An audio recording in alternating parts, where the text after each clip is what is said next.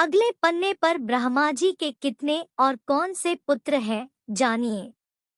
पुराणों अनुसार ब्रह्मा जी के पुत्र ब्रह्मा के कितने पुत्र थे यह कहना मुश्किल होगा, क्योंकि पुराणों में इनके पुत्रों की संख्या भिन्न भिन्न बताई गई है।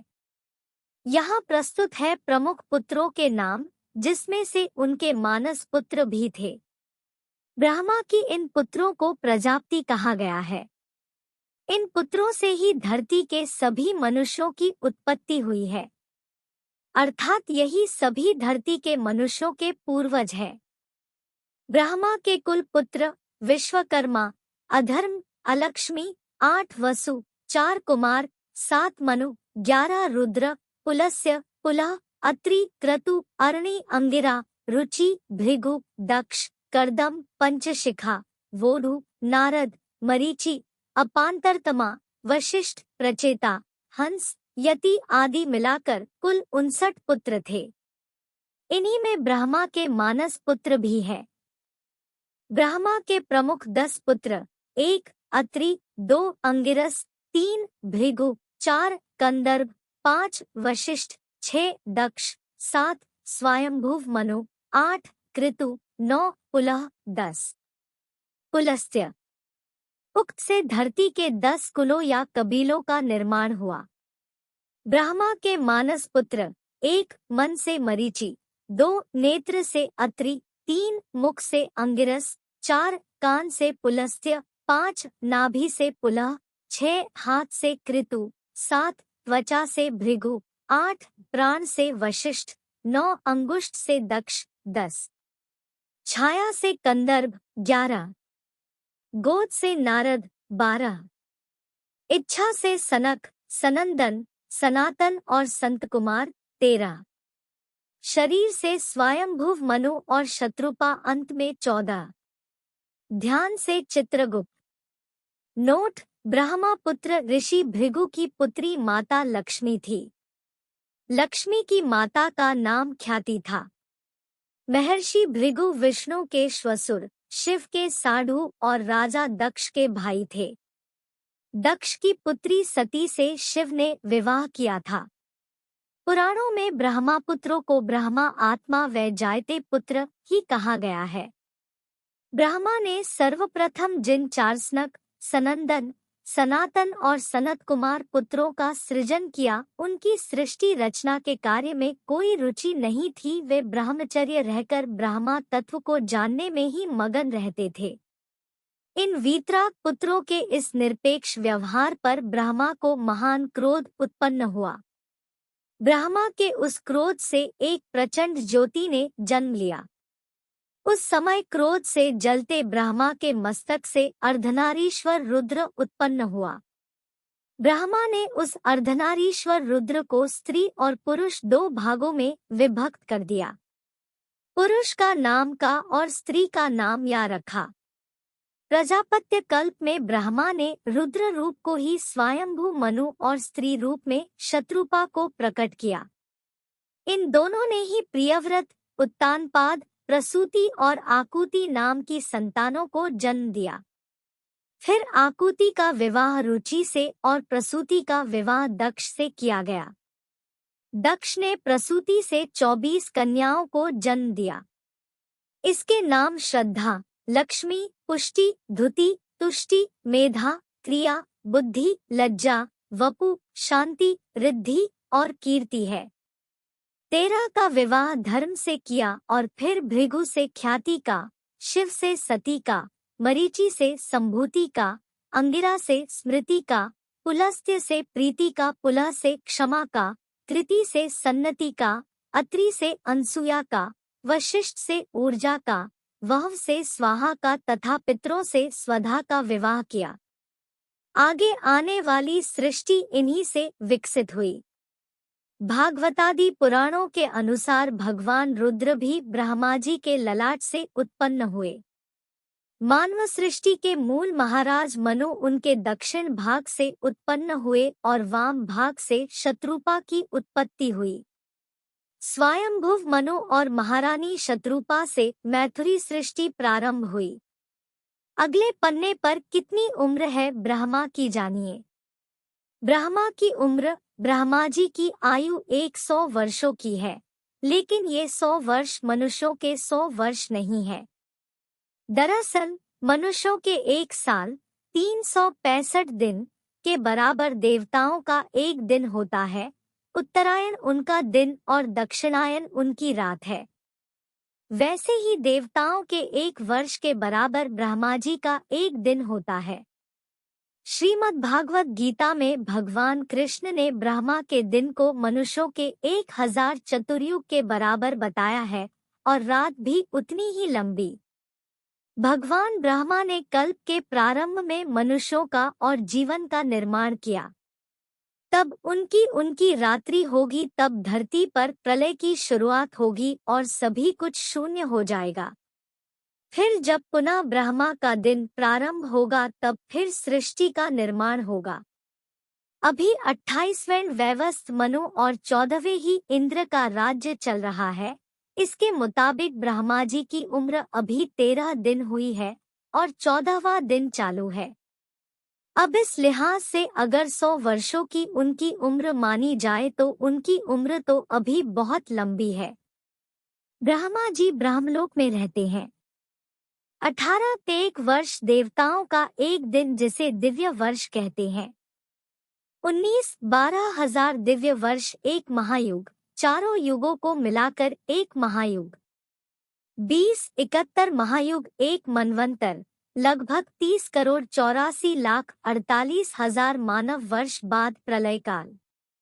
21-14 मनवंतर एक कल्प। 22 एक कल्प ब्रह्मा का एक दिन। ब्रह्मा का एक दिन बीतने के बाद महाप्रलय होती है और फिर इतनी ही लंबी रात्रि होती है। इस दिन और रात्रि के आकलन से उनकी आयु 100 वर्ष होती है। उनकी आधी आयु निकल चुकी है और शेष में से यह प्रथम कल्प है।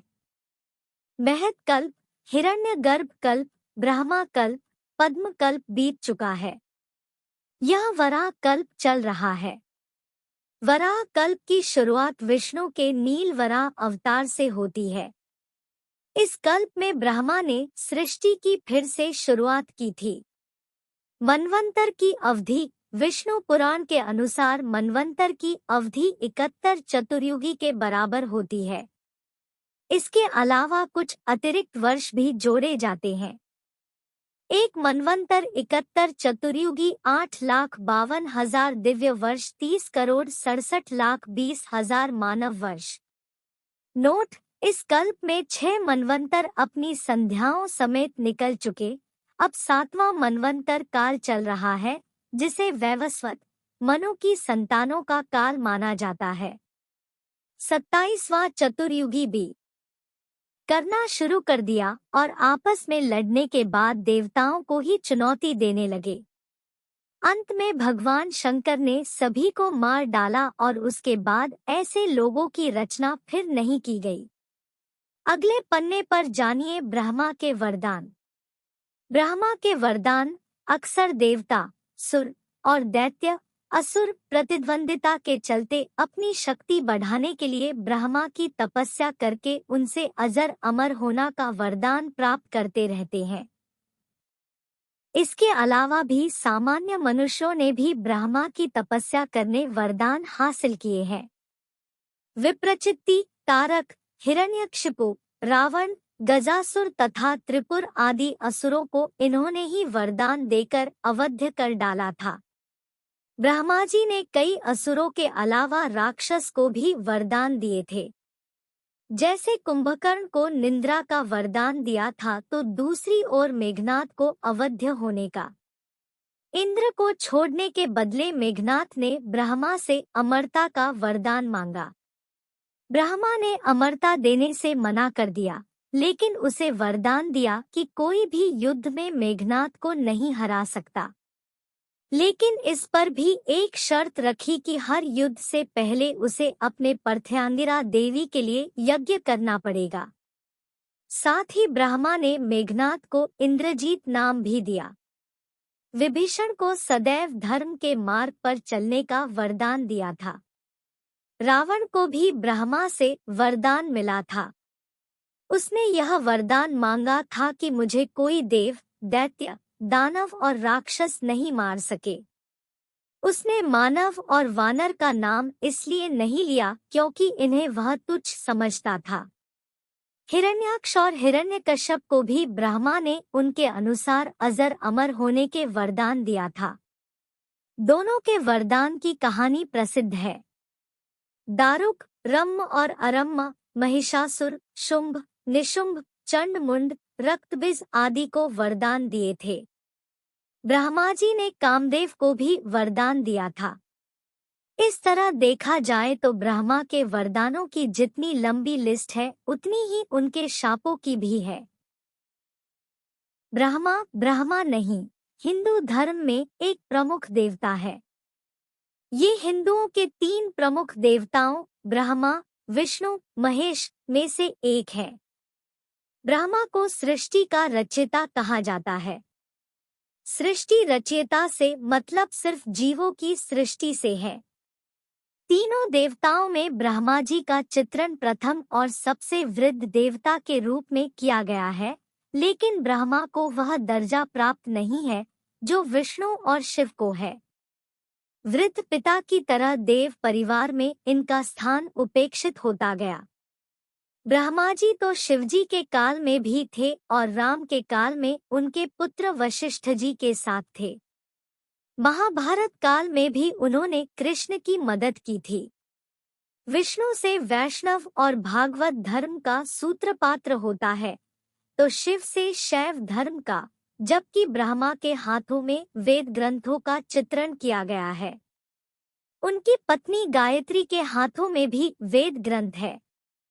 इससे यह सिद्ध होता है कि यह वैदिक धर्म का पालन करते थे। शैव और शाक्त आगम संप्रदायों की तरह ही ब्रह्मा जी की उपासना का भी एक विशिष्ट संप्रदाय है जो वैखानस संप्रदाय के नाम से प्रसिद्ध है। माध्व संप्रदाय के आदि आचार्य भगवान ब्रह्मा ही माने जाते हैं। इसलिए उडुपी आदि मुख्य मध्वपीठों में इनकी पूजा आराधना की विशेष परंपरा है।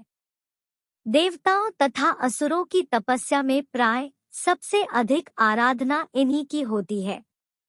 खैर, आखिर ब्रह्मा को क्यों नहीं पूजा जाता है और क्या माता सरस्वती उनकी पुत्री थी? जानिए ब्रह्मा जी के बारे में ऐसा ही कुछ रहस्य। अगले पन्ने पर कौन है ब्रह्मा जानिए। कौन है ब्रह्मा? ब्रह्मा को विश्व के आद्य सृष्टा, प्रजापति, पितामह तथा हिरण्यगर्भ कहते हैं। पुराणों में जो ब्रह्मा का रूप वर्णित मिलता है वह वैदिक प्रजापति के रूप का विकास है। प्राजापति उसे कहते हैं जिससे प्रजाओं की उत्पत्ति हो, अर्थात जिससे परिवार, कुल और वंश की वृद्धि हो। ब्रह्मा के पुत्रों को भी प्राजापित कहा जाता है। ब्रह्मा जी देवता, दानव तथा सभी जीवों के पितामह है। सभी देवता ब्रह्मा जी के पौत्र माने गए हैं, अतः वे पितामह के नाम से प्रसिद्ध हैं। मत्स्य पुराण के अनुसार ब्रह्मा जी के 4 मुख हैं। वे अपने 4 हाथों में क्रमश वरमुद्रा, अक्षरसूत्र, वेद तथा कमंडलू धारण किए हैं। यदि हम पश्चिमी धर्म का अध्ययन करेंगे तो ब्रह्मा और उनके कुल के संबंध में वहां भी भिन्न रूप में कहानियां मिलेगी जो ब्रह्मा और उनके कुल की कहानी से मिलती जुलती है।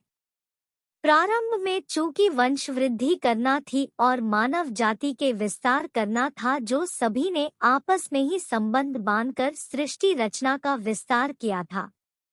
जैसा कि बाइबल में उल्लेख मिलता है कि आदम के पुत्रों और उनके पुत्र पुत्रियों ने आपस में विवाह करके वंश का विस्तार किया था।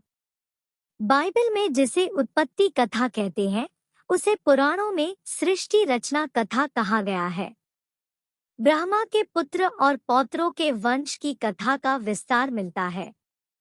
बहुत से लोग अब्राहम को ब्रह्मा से और नूह को मनु से जोड़कर देखते हैं। कहते हैं कि जब सरस्वती नदी में तूफान शुरू हुआ तब अब्राहम के पिता अपने परिवार के साथ यह क्षेत्र छोड़कर उर प्रदेश में जाकर बस गए थे।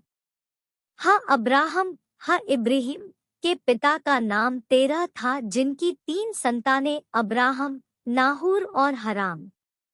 नूह के दूसरे बेटे शेम की 9वीं पीढ़ी में 13 हुआ। ब्रह्मा उत्पत्ति कथा। ब्रह्मा की उत्पत्ति जल में उत्पन्न कमल पर हुई। उन्होंने कमल के डंठल के अंदर उतरकर उसका मूल जानने का प्रयास किया, लेकिन नहीं जान पाए। तब वह पुन कमल आकर कमल पर विराजमान होकर सोचने लगे कि मैं कहाँ से और कैसे उत्पन्न हुआ। तभी एक शब्द सुनाई दिया, पस तपस। तब ब्रह्मा ने 100 वर्षों तक वहीं आंख बंद कर तपस्या की।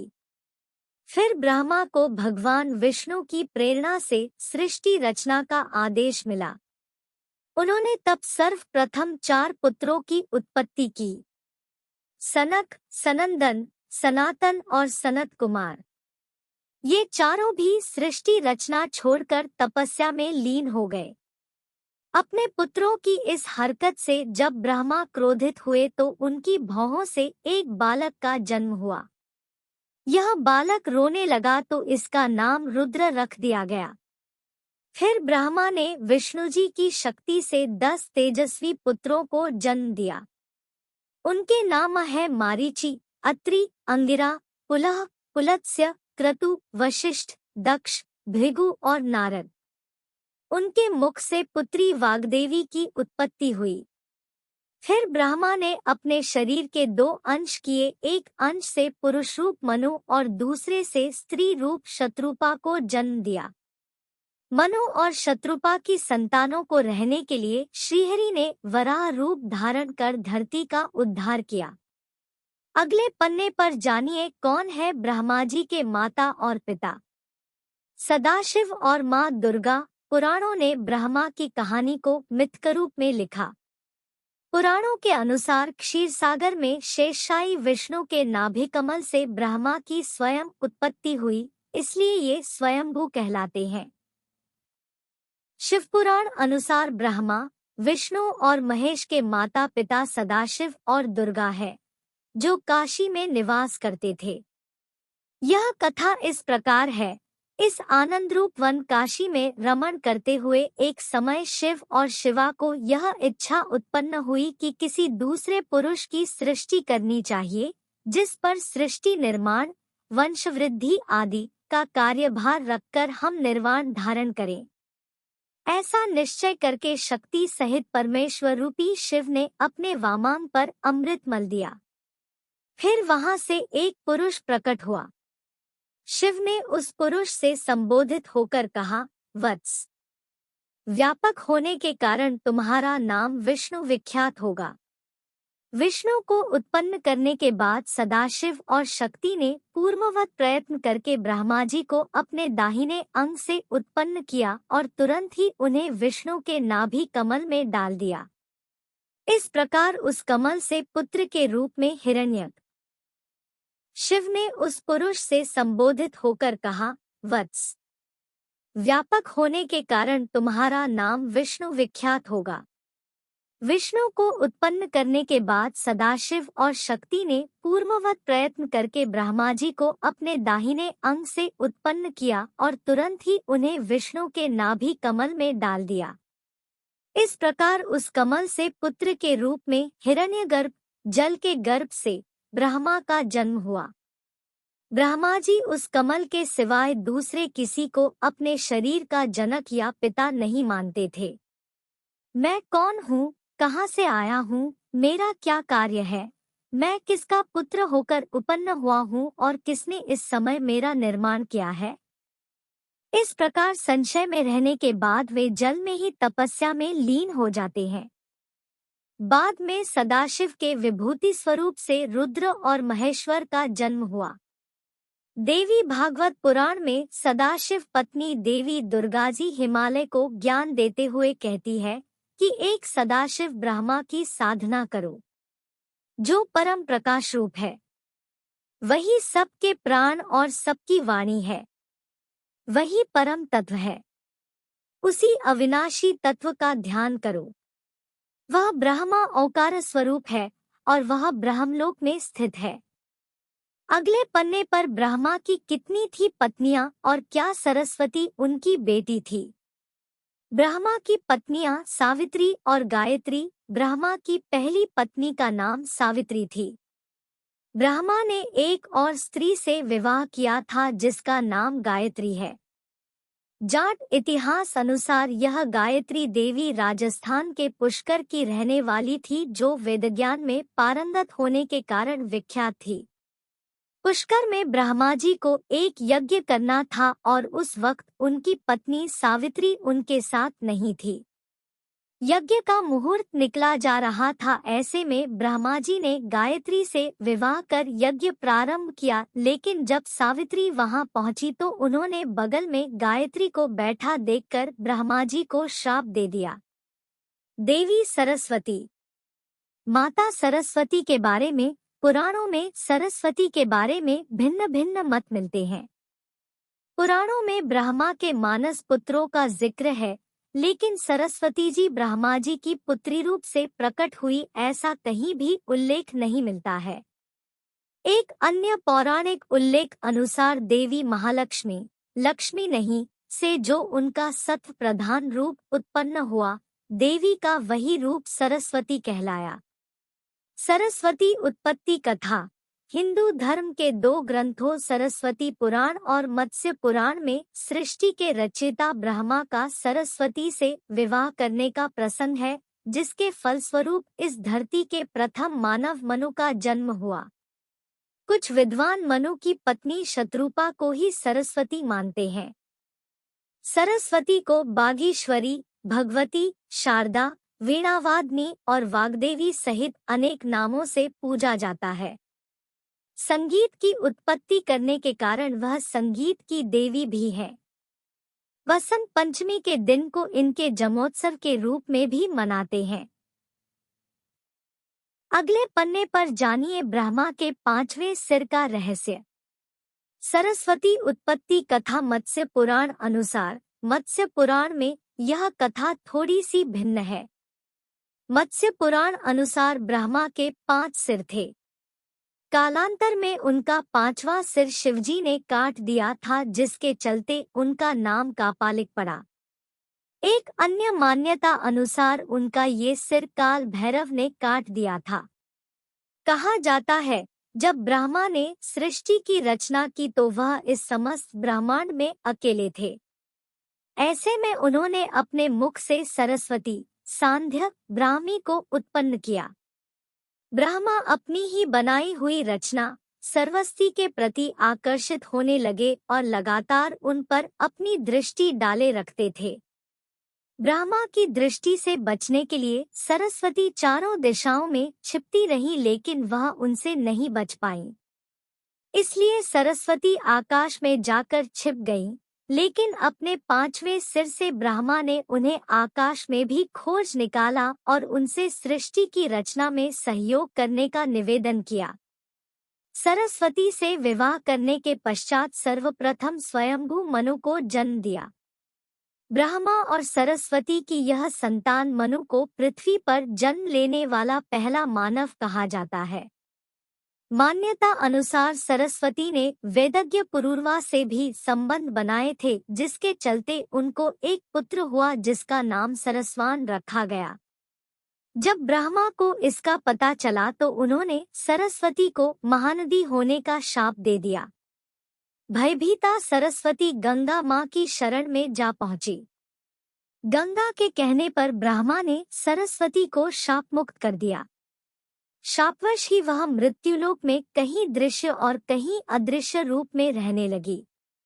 5वां सिर। एक पौराणिक कथा के अनुसार रति देवी के पति कामदेव को तप करने के बाद ब्रह्मा जी ने 3 ऐसे तीर प्रदान किए जिससे किसी को भी कामासक्त किया जा सकता था। कामदेव ने उन तीरों की शक्ति की परीक्षा के उद्देश्य से एक तीर ब्रह्मा जी पर ही छोड़ दिया। ऐसे में ब्रह्मा जी पर इसका असर हुआ और उन्होंने अपनी संकल्प शक्ति से शत्रुपा देवी का सृजन किया। ब्रह्मा जी अपने द्वारा उत्पन्न शत्रुपा के प्रति आकृष्ट हो गए तथा उन्हें टकटकी बांध कर निहारने लगे। शत्रुपा ने ब्रह्मा की दृष्टि से बचने की हर कोशिश की किंतु असफल रही। ऐसे में शत्रुपा ऊपर की ओर देखने लगी तो ब्रह्मा जी अपना एक सिर ऊपर की विकसित कर दिया।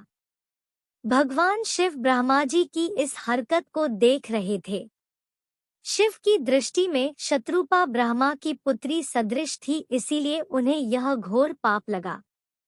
इससे क्रुद्ध होकर शिवजी ने ब्रह्मा का सिर काट डाला। भगवान शिव द्वारा काटा गया 5वां सिर बद्रीनाथ परिक्षेत्र में गिरा। यह स्थान आज ब्रह्मा कपाल के रूप में विख्यात है।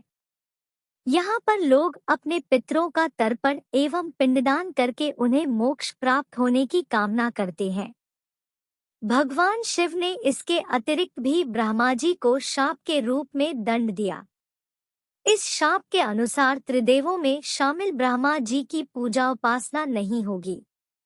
शिव पुराण के अनुसार ब्रह्मा और शत्रुपा के संयोग से ही आज के लिए बस इतना ही दोस्तों। आपको यह वीडियो पसंद आया है तो लाइक करेगा, दोस्तों को शेयर जरूर करिएगा, चैनल को सब्सक्राइब करके बेल आइकन को जरूर दबाइएगा ताकि आने वाला वीडियो आपको सबसे पहले मिले। दोस्तों मिलते हैं अगले वीडियो में, तब तक के लिए गुड बाय और thanks for my watching video.